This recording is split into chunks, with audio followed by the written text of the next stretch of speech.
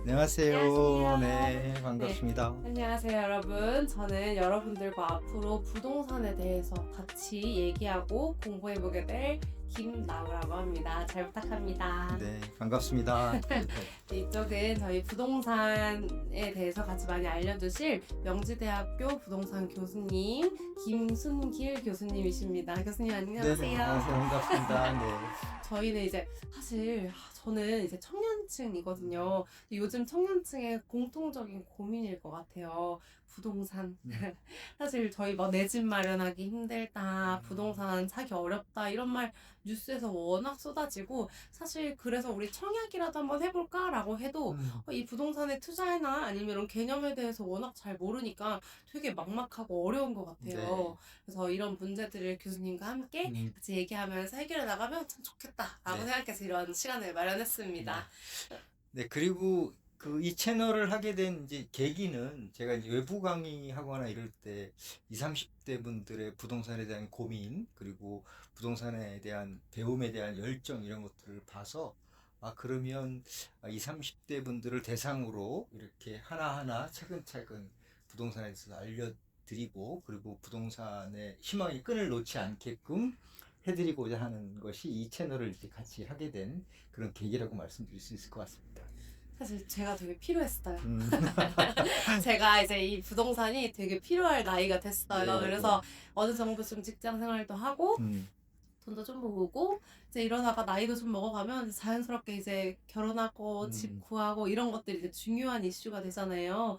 그래서 나도 부동산 공부 좀 해봐야겠다 싶은데 사실 솔직히 말해서 책은 좀 읽기 귀찮고 네. 또 그 다른 유튜브들 보면 너무 생각보다 음, 어렵더라고요. 개념들을 이미 다 안 채로 말씀을 해주시는 것 같아서 저는 정말 스텝 바이 스텝으로 1스텝부터 가야 되는데 다들 너무 잘 알고 계세요. 그래서 음, 요즘 막 부동산 규제다 아니면은 뭐 청약에서 뭐가 안 좋다 뭐가 터졌다 하는데 솔직히 너무 어려워요. 그래서 이런 기초 단계부터 좀 차근차근히 같이 배워가면 너무 좋을 것 같아요. 그래서 많이 배우겠습니다. 잘 네, 부탁드립니다. 네.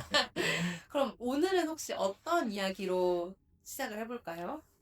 제일 중요한 건 이제 기본기겠죠. 그래서 기본기를 하나씩 이렇게 이제 배워 가셔야겠지만, 오늘은 기본기라는 게 무엇인지, 그리고 또 부동산에 투자라는 게 무엇인지, 그리고 부자들은 어떤 사람들을 부자라고 하는지, 뭐 이런 부분에 대해서 조금 이렇게 개괄적인 설명을 드리는 시간을 좀 가져보도록 하겠습니다. 네. 부동산하고 부자는 뗄래야 떼놓을 수 없는 관계잖아요. 그래서 왜 부동산 부자들이 부동산 투자에 그렇게 막 노력을 하고 심혈을 기울일까? 이건 혹시 말씀해 주실 수 있나요? 우리나라 부의 구조, 자산의 구조가요. 뭐 한국은행하고 금감원에 조사한 바에 의하면 부동산이 75%입니다. 그러니까 부동산이 자산의 거의 다를 이루고 있기 때문에 사실은 부자인데 부동산이 없다. 그러면 말이 안 사실은 되죠. 이제 부자라고 또 맞아요. 인정하기가 좀 이제 그렇죠. 그렇잖아요. 그러니까 이 부동산이 그만큼 이제 거주라든지 아니면 수익을 창출하는 굉장히 중요한 요소이기도 하기 때문에 부자는 이제 부동산을 빼놓을 수 없는 것이고, 특히 이제 부동산의 비율이 굉장히 많다 보니까 부동산에 관련된 자산 관리라든지 아니면 부동산에 대한 것에 투자에 대한 원칙이라든지 이런 것들이 잘 정립이 되어 있을 필요가 있다라는 말씀 드릴 수 있을 것 같습니다. 네. 되게 부동산 투자라고 하면 좀 어떤 것들을 중요하게 보는 게 필요할까요?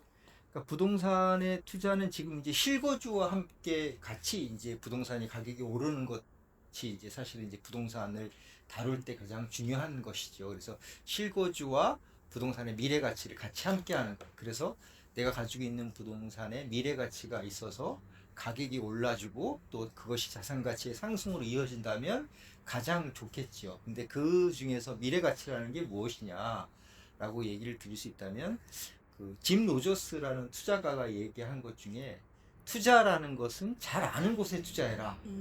그러니까 내가 부동산이든 어떤 다른 투자 공간에 잘 알고 난 다음에 투자하라는 이야기를 하고, 특히 부동산에 대해서는 어떤 이야기를 하냐 하면 포커스 원칙 앤드 포지티브 체인지 이렇게 얘기하거든요. 그래서 이제 저평가된 것을 주목해라.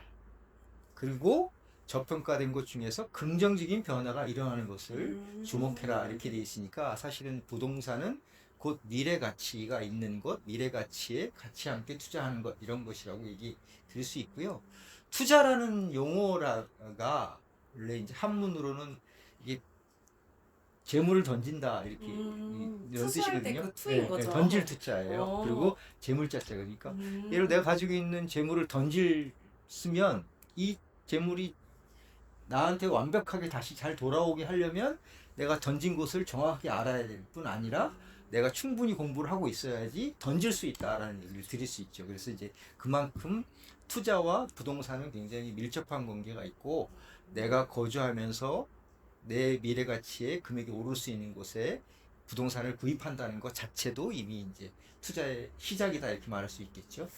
그렇게 이렇게 단순히 아무거나 막 잡아하는 게 아니라 미래에 좀 가치가 있을 것 같은 것들을 잘 알아봐서 공부를 해야 되는 거네요. 결국에는 그렇죠. 부동산 공부를 잘 하고 미래 가치가 있는 것들을 잘 찾아야 되는데 그렇다면 그 미래 가치가 있다라는 건 뭘까요? 무슨 의미일까요? 그 크게 세 가지를 이제 그 말씀드릴 수 있습니다. 그래서 첫 번째는 정책 그리고 행정에 관련된 내용이거든요. 그래서 정책이나 행정은 예를 들어 역세권이 된다든지 교통이 발달한다든지 아니면 편의시설이 늘어난다든지 뭐 공원이 생긴다든지 학교가 생긴다든지 병원이 생긴다든지 기업이 생긴다든지 이런 것들은 이제 사실은 이제 계획에 의해서 만들어지기 때문에 그런 것들의 계획이 있는 곳은 미래 가치가 있다 이렇게 얘기할 수 있겠죠.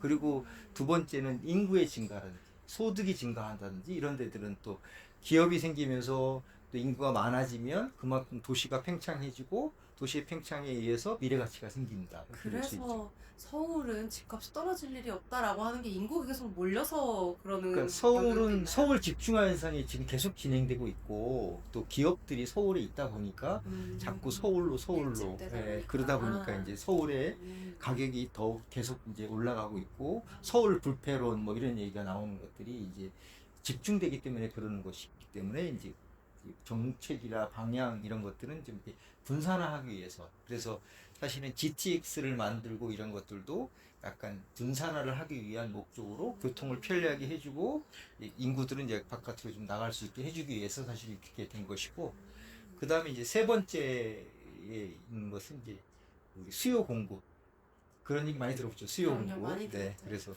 수요가 많으면 가격이 그것도 오르겠죠. 많아지고. 네, 가격이 오르겠죠. 그리고 이제 수요가 많은데 공급이 적어지면 더 많이 오르겠죠. 근데 공급이 더 많아지면 가격이 내려가는 현상이 생길 텐데 그런 이제 수요 공급의 이런 것들도 이제 전체적인 부분에 대해서 이제 우리가 봐야 될 원칙 중에 하나이고 부동산을 볼 때 굉장히 중요시하게 봐야 되는 부분이다 이렇게 말씀드릴 수 있을 것 같습니다. 되게 중요한 포인트가 이제 개발과 그 다음에 이제 인구, 그 다음에 이제 이 수요 네. 요거 세 가지를 좀 중점적으로 봐야겠네요. 근데 보다 보면 이렇게 아까 들었는데 이제 역세권이라는 말씀을 해주셨는데 무조건 이제 저희가 부동산 자취 광고하러 갈 때도 보면 여기 역세권이야 뭐 여기까지 5분이면 가 막 이렇게 하면은 집값이 훅 오르더라고요. 네네. 물론 저도 여기 가까우면 좋은 건 너무너무 알죠. 근데 이 역세권이 왜 좋은지도 한 번 더 짚고 넘어가면 좋을 것 같아요. 그러니까 역세권이라는 것은 이제 교통의 편리. 그 중에 교통의 편리 중에서 제일 중요한 부분이 사실은 일자리잖아요. 그렇죠. 내가 일자리로 접근하는 게 얼마나 편리하게 갈 수 있느냐가 이제 사실은 이제 중요한 부분인데 이 일자리는 이제 사실은 20, 30대가 가장 치열하겠죠. 그리고 40, 50대가 되면 역세권보다는 뭐 공원이 더 좋은 게 가까운 데가 더 좋을 수도 있고 그러니까 이제 평형별로 뭐 아파트별로 뭐 그다음에 이제 그 지역별로 다 다르긴 한데 역세권은 일단 교통이 편리하기 때문에 다른 비역세권보다는 더 안정적이다 이렇게 말씀드릴 수 있겠죠. 그러니까 이제 역세권이 선호되는 것이고 특히 기업으로 가는 일자리로 가는 역세권은 더더욱 수요가 많으니까 그만큼 이제 안정적이다 이렇게 얘기할 수 있겠죠. 그럼 부동산을 투자하거나 아니면 구매할 때는 단순히 이 미래 가치도 물론 중요하고 그다음에 이 그냥 순수 가치도 중요하겠지만 제 생애 주기를 고려하는 것도 굉장히 중요한 역할을 할 수가 있겠네요. 그렇죠. 네.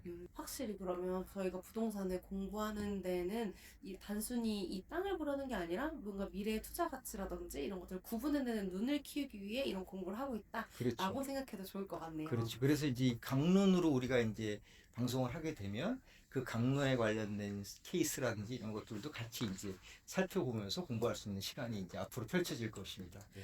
사실 지금 막 원래 부동산에 대해서 되게 어렵고 막막하다고 느끼거든요. 사실 저희 이제 제 가까운 사람들 중에 부동산 관련해서 일을 하시는 분들이 왕왕 계세요. 근데 그분들이 막 얘기할 때마다 그냥 한 귀로 듣고 두 귀로 흘리는 약간 이런 느낌이었는데 지금 이렇게 설명을 들으면서 이 부동산이 생각보다 그렇게 어렵지 않을 수도 있겠다. 되게 재밌는 공부가 될 수 있겠다라는 게 좀 느껴졌어요. 그래서 오늘 어떠셨나요?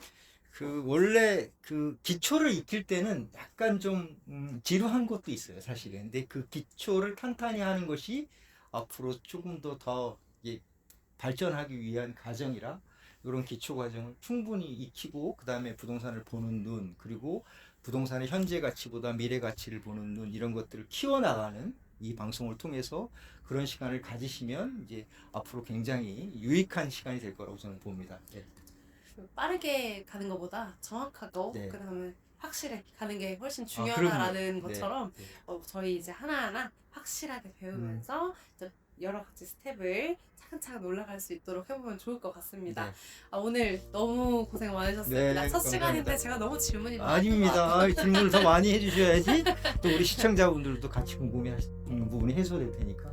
네, 제가 이제 20, 30대를 대변하는 여러 가지 질문들이나 아니면 이제 궁금증 이런 것들을 많이 모아서 이제 제가 대신 이렇게 교수님께 질문을 좀 드릴 건데요. 혹시 궁금하신 거나 아니면 나 이런 거에 대해 좀 더 배우고 싶다 하는 것들이 있으면 댓글 써주셔도 좋고, 그다음에 우리 이런 유익한 정보를 함께 공유하기 위해서 좋아요와 댓글 부탁드립니다. 네.